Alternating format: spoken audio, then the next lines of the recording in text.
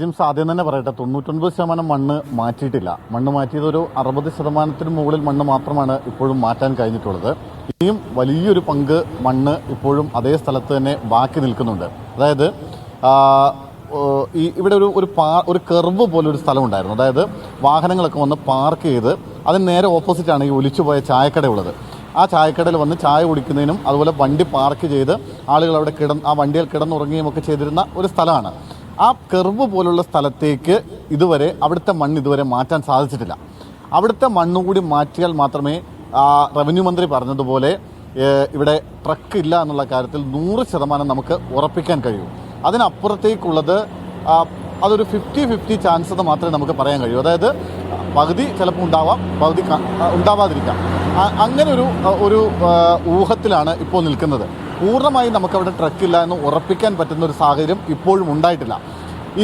ഇതിൻ്റെ ഒരു പ്രധാനപ്പെട്ട വിഷയം എന്ന് പറയുന്നത് കഴിഞ്ഞ 5 ദിവസത്തെ തെരച്ചിൽ വലിയ പരാജയമായിരുന്നു. അതായത് അതിലൊരു ആത്മാർത്ഥതയില്ലാത്തൊരു തെരച്ചിലാണ് കഴിഞ്ഞ 5 ദിവസം നടന്നത്. അതിനുശേഷമാണ് ഒരു പൊളിറ്റിക്കൽ പ്രഷർ ഈ വിഷയത്തിൽ ഉണ്ടാകുന്നു. പ്രത്യേകിച്ച് കോൺഗ്രസിൻ്റെ ദേശീയ നേതൃത്വം ഈ വിഷയത്തിൽ ഇടപെടുന്നു. പ്രത്യേകിച്ച് AICC ജനറൽ സെക്രട്ടറി KC വേണുഗോപാലും മറ്റും ഈ വിഷയത്തിൽ ശക്തമായി ഇടപെടുന്നു. അദ്ദേഹം കർണാടക മുഖ്യമന്ത്രിയും അവിടുത്തെ ആഭ്യന്തരമന്ത്രി അടക്കമുള്ള ആളുകളെയും നേരിട്ട് വിളിച്ച് ഈ വിഷയത്തിൽ അടിയന്തരമായ ഇടപെടൽ ഉണ്ടാകണമെന്ന് ആവശ്യപ്പെടുന്നു. അതിന് പിന്നാലെയാണ് കർണാടക സർക്കാർ സൈന്യത്തിൻ്റെ സഹായം തേടുന്നതും കരസേന ഇന്ന് വരുന്നതും. പക്ഷേ കരസേന ഇന്ന് എത്തുന്നതിന് മുമ്പ് തന്നെ കാണുന്ന ഒരു കാഴ്ച കഴിഞ്ഞ 5 ദിവസത്തെ തെരച്ചിൽ പോലെ ആയിരുന്നില്ല ഇന്നത്തെ തെരച്ചിൽ. ഇന്ന് രാവിലെ 8:30-ക്കാണ് തുടങ്ങിയത്, വൈകിയാണ് തുടങ്ങിയത്. പക്ഷേ അങ്ങനെ ആകുമ്പോൾ പോലും ആ തെരച്ചിലിന് വലിയ വേഗതയുണ്ടായിരുന്ന ഒരു തെരച്ചിലാണ്. അതായത് ഈ കഴിഞ്ഞ 5 ദിവസം നീക്കാൻ കഴിയാതിരുന്ന മണ്ണ് ഇന്ന് ഒറ്റ ദിവസം കൊണ്ട് മാറ്റാൻ കഴിഞ്ഞു എന്നതാണ് ഇന്നത്തെ തെരച്ചിലിൻ്റെ ഒരു പ്രത്യേകത. മാത്രമല്ല 2:30 സൈന്യം എത്തുന്നു എന്ന് മുഖ്യമന്ത്രി അടക്കമുള്ള ആളുകൾ അവിടെ നേരിട്ട് സ്ഥലത്ത് സന്ദർശിക്കുന്നു. ഉന്നതതല യോഗം വിളിക്കുന്നു. അടിയന്തര നടപടികൾ സ്വീകരിക്കാൻ വേണ്ടി ഉള്ള തയ്യാറെടുപ്പുകളിലേക്കൊക്കെ കാര്യങ്ങൾ പോകുന്നു. അങ്ങനെ ഒരു രാഷ്ട്രീയമായ ഒരു പ്രഷർ ഉണ്ടാകുന്നു. അതിൻ്റെ ഭാഗമായിട്ട് ഭരണ സംവിധാനം കുറേ കൂടി ചടുലമായി പ്രവർത്തിക്കുന്നുണ്ട്. ഒപ്പം അജിംസ് പറഞ്ഞ പോലെ ഈ രഞ്ജിത്തിനെയൊക്കെ പോലെയുള്ള കുറേ NGOs അവർ മലയാളികളടക്കമുള്ള ആളുകളും ഇതിൽ സജീവമായി പങ്കെടുക്കുന്നു. അവരും ഈ പറഞ്ഞ പോലെ ഈ മിലിറ്ററി സംവിധാനത്തിനൊപ്പം തന്നെ നിന്ന് തെരച്ചിൽ ആരംഭിക്കുകയും ചെയ്യുന്നുണ്ട്. അപ്പോൾ 2 സാധ്യതകളാണ് ഇനി നമ്മുടെ മുന്നിലുള്ളത്. ഒന്ന്, ഈ പറഞ്ഞ ഭാഗത്തെ മണ്ണുകൂടി മാറ്റി അവിടെ പരിശോധന നടത്തുക. അതായത് അതാണ് നാളെ ഇപ്പോൾ ചെയ്യാൻ പോകുന്നത്. നാളെ ബാംഗ്ലൂരിൽ നിന്ന് ഒരു റഡാർ സംവിധാനം, അതായത് 5 മീറ്റർ വരെ ആഴത്തിലുള്ള മെറ്റൽ കണ്ടെത്താൻ കഴിയുന്ന റഡാർ സംവിധാനം നാളെ ഇവിടേക്ക് കൊണ്ടുവരുന്നുണ്ട്. അങ്ങനെ കൊണ്ടുവന്ന് പരിശോധന നടത്താമെന്നാണ് പറയുന്നത്. അങ്ങനെ പറയുമ്പോഴും ഇതിനകത്തൊരു പാളിച്ചയുള്ളത്, ഈ റഡാറിനുണ്ടാകുന്ന ഒരു വിഷയം, അത് ഈ മെറ്റൽ കണ്ടന്റ് എവിടെ കണ്ടാലും ഈ റഡാർ സിഗ്നൽ കൊടുക്കും. അതായത് അത് ലോറി ആവണമെന്നൊന്നുമില്ല. ആ ഭാഗത്ത് ഇഷ്ടംപോലെ മെറ്റൽ കണ്ടന്റ് വേറെയുണ്ട്. സ്വാഭാവികമായും അത്തരത്തിൽ ഏത് കണ്ടന്റ് കണ്ടാലും ആ റഡാർ സിഗ്നൽ നൽകും. ആ സിഗ്നലിനെ പൂർണ്ണമായി വിശ്വസിക്കാനും കഴിയില്ല. അപ്പോൾ പിന്നെയുള്ളത്, ഈ പുഴയിൽ റഡാർ സംവിധാനം പ്രവർത്തിപ്പിക്കാൻ കഴിയില്ല. കാരണം ഈ ഒഴുകുന്ന വെള്ളത്തിൽ റഡാർ സംവിധാനം പ്രായോഗികമല്ല എന്നാണ് ഇന്ന് നമ്മളവിടെ വിദഗ്ധരുമായി സംസാരിക്കുമ്പോൾ പറയുന്നത്.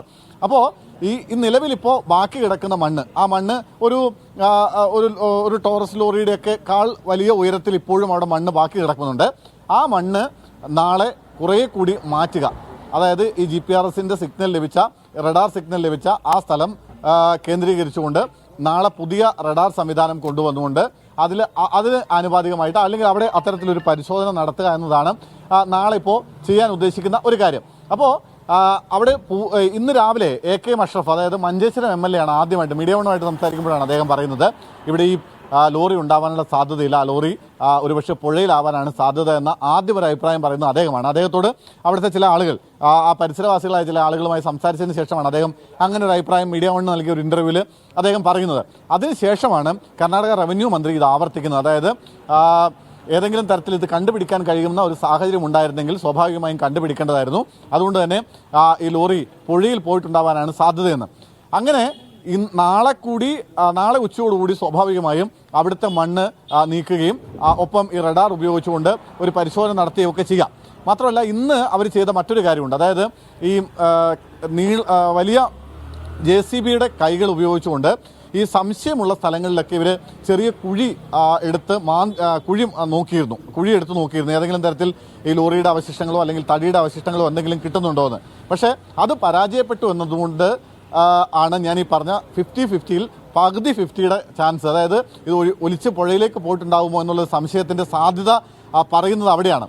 അങ്ങനെ പുഴയിലേക്ക് അത് ഒലിച്ചു പോയിട്ടുണ്ടെങ്കിൽ അത് ലോറി കണ്ടെത്തുക എന്നുള്ളത് ആയാസകരമായ കാര്യമായിരിക്കും, ദുഷ്കരമായ കാര്യമായിരിക്കും. അതുകൊണ്ട് ഇപ്പോൾ നമ്മളവിടെ ഈ രഞ്ജിത്ത് അടക്കമുള്ള ആളുകളോട് പ്രത്യേകിച്ച് അപ്പം ഈ ജാർഖണ്ഡ് സ്വദേശിയായ ഒരു മേജർ, അദ്ദേഹത്തിൻ്റെ നേതൃത്വത്തിലുള്ള കരസേനാ ദൗത്യ സംഘമാണ് ഇന്ന് എത്തിയിരിക്കുന്നത്.